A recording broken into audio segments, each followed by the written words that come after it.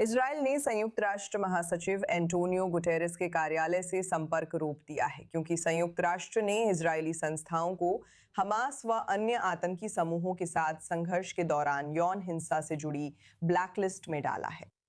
संयुक्त राष्ट्र में इजराइल के राजदूत डैनी डेनन ने महासचिव के साथ संबंध खत्म करने और इजराइल को सूची में डालने को नैतिक शर्मिंदगी बताया। हमारे साथ चर्चा में है हिलेल न्यूआ, यूनाइटेड नेशंस वॉच के कार्यकारी निदेशक। हिलेल, इजराइल को इस सूची में शामिल करना क्या दर्शाता है? डैनी डेनंजियो इसे ब्लड लाइबल मानते हैं क्योंकि इजराइल को हमास व अन्य आतंकी समूहों के साथ रखा गया है, लेकिन इस सूची में होने का असली नुकसान क्या है? नुकसान बहुत गंभीर है। संयुक्त राष्ट्र ने एक बार फिर इजराइल को हमास के साथ ब्लैकलिस्ट में डालकर नैतिक दिवालियापन दिखाया है। यही वे आतंकवादी हैं जिन्होंने 7 अक्टूबर को इजरायली महिलाओं और अन्य लोगों के साथ और उसके बाद गाजा में बंधकों के खिलाफ योजनाबद्ध तरीके से बलात्कार और यौन उत्पीड़न किया। ये सिर्फ गलती नहीं बल्कि पीड़ित और अपराधी की अदला बदली है।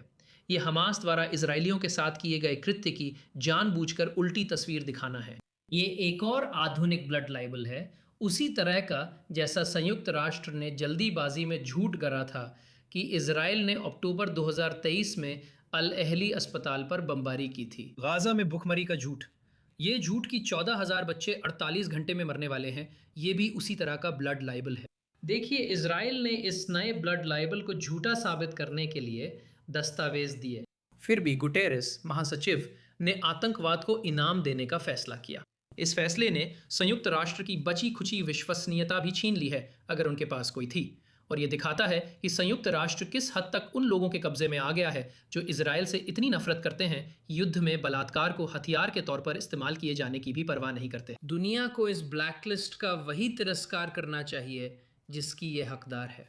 लोकतंत्रों को इस संस्थागत यहूदी विरोधी रवैये को सब्सिडी देना बंद करना चाहिए।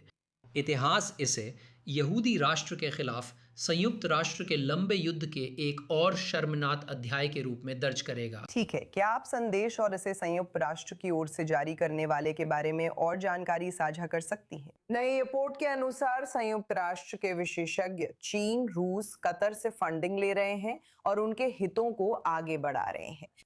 क्या आप अपने कुछ निष्कर्ष बता सकती हैं? ये वही संयुक्त राष्ट्र मानव अधिकार विशेषज्ञ हैं जिनका रोज बड़े मीडिया जैसे रॉयटर्स, न्यूयॉर्क टाइम्स में हवाला दिया जाता है। हमने पाया कि उनमें से कई लोग चीन, रूस और कतर से पैसे सीधा फंडिंग ले रहे हैं। मैं आपको कुछ उदाहरण दूंगा। बेन सॉल सिडनी विश्वविद्यालय में कानून के प्रोफेसर हैं। संयुक्त राष्ट्र के दस्तावेजों के अनुसार 2024 में उन्हें चीन से अपनी गतिविधियों के लिए $1,50,000 मिले। और हैरानी की बात यह है कि वो आतंकवाद विरोधी मामलों के विशेषज्ञ हैं। उन्होंने कभी चीन की निंदा नहीं की जिसने आतंकवाद के नाम पर 10 लाख उइगर मुसलमानों को कैंपों में डाला। उन्होंने इसके बारे में एक शब्द भी नहीं कहा। इसके बजाय वो हर दिन इजराइल और अमेरिका पर हमला करते हैं। एक और संयुक्त राष्ट्र विशेषज्ञ है, उनका नाम है अलीना दुहान। उन्हें चीन, रूस और कतर से $1.3 मिलियन मिले थे। और सोचिए क्या, उन्होंने चीन, रूस और कतर की तारीफ करते हुए, उनका बचाव करते हुए और उनके लिए सफाई देते हुए रिपोर्टें लिखी। उन्होंने चीनी वीडियो में कहा कि उइगरों के साथ सब ठीक है। उन्होंने चीन में कहा कि उइगरों के साथ सब ठीक है, पश्चिम को दोषी ठहराया और $1.3 मिलियन लिए। ऐसे कई उदाहरण हैं। अत्यधिक वैचारिक पक्षपात, कुछ मामलों में वित्तीय भ्रष्टाचार, अन्य मामलों में यह एक वैचारिक कट्टरता है जिसमें कोई जवाबदेही नहीं है। हम फ्रांसेस्का एल्बनीज के बेहद गंभीर मामले से परिचित हैं, जो हमास की वास्तविक प्रवक्ता हैं और हमास के झूठ फैलाती हैं। कोई जवाबदेही नहीं है, हमने शिकायतें की हैं। संयुक्त राष्ट्र समिति के अध्यक्ष खुद एक मानवाधिकार विशेषज्ञ हैं, जिन्होंने खुद चीन से $50,000 लिए थे। अगर ये समस्या इतनी गहराई तक उन विशेषज्ञों में समाई हुई है जो संयुक्त राष्ट्र में इतने जुड़े हुए हैं, तो आप इस संस्था के अंदर मौजूद समस्याओं पर रोशनी डाल रही हैं। अगर समस्या इतनी बड़ी है तो क्या किया जा सकता है? हमने पश्चिमी सरकारों से शिकायत की, कुछ मामलों में उन्होंने आवाज भी उठाई। फ्रांसेस्का एल्बनीज के मामले में ये एक असाधारण मामला है जहां फ्रांस ने उनसे इस्तीफा देने को कहा। जर्मनी ने उन्हें यहूदी विरोधी होने के लिए निंदा की। कनाडाई सरकार ने उन्हें हॉलोकॉस्ट इन्वर्जन के लिए निंदा की। और फिर भी न्यूयॉर्क टाइम्स जैसी प्रमुख संस्थाएं हैं और 3 बेल्जियन विश्वविद्यालय हैं जिन्होंने उन्हें डॉक्टरेट दी, मीडिया है जो उन्हें मंच देता है, लेकिन ये उल्लेख नहीं करता कि उन्हें इतनी सारी संस्थाओं द्वारा यहूदी विरोधी ठहराया गया है।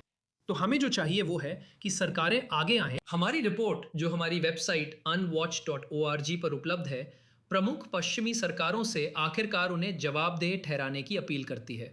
जब अमेरिका विरोधी और यहूदी विरोधी रैपोर्टर नियुक्त किए जाते हैं, तो हम लोकतंत्रों से अपील कर रहे हैं कि वे इसके खिलाफ आवाज़ उठाएं। सिर्फ तालमेल बनाए रखने के लिए हामी ना भरें, उन्हें वैधता और समर्थन न दें। हमें सिर्फ अमेरिका ही नहीं, Canada, UK, France, Germany, Australia की भी ज़रूरत है कि वे संयुक्त राष्ट्र के रिपोर्टरों के खिलाफ आवाज़ उठाएं जब वे विचारधारा से ग्रस्त या आर्थिक रूप से भ्रष्ट हों।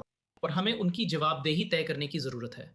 और अगर इसका मतलब है उनकी फंडिंग रोकना, उन पर प्रतिबंध लगाना, तो यही हमें देखना चाहिए। नमस्ते नॉयर। इस समय संयुक्त राष्ट्र के भीतर हो रही समस्याओं पर रोशनी डालना बहुत जरूरी है। संयुक्त राष्ट्र की मौजूदा समस्याओं पर चर्चा के लिए i24 न्यूज इंग्लिश पर शामिल होने के लिए धन्यवाद। मुझे बुलाने के लिए धन्यवाद।